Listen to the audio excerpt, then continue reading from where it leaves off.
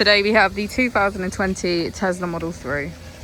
This vehicle has done just over 62,000 miles. It has an automatic transmission and a fully electric motor. On our user interface, we're met with navigation as a feature, as well as an overview of the vehicle. This allows us to open the bonnet, charging port and boot, all from within inside the car.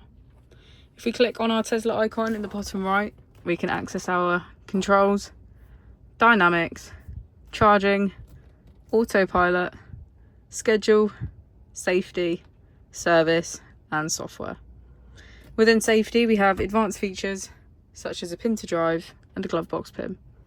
If we go back into software and click on additional vehicle information, we can get a deeper analysis of the vehicle spec.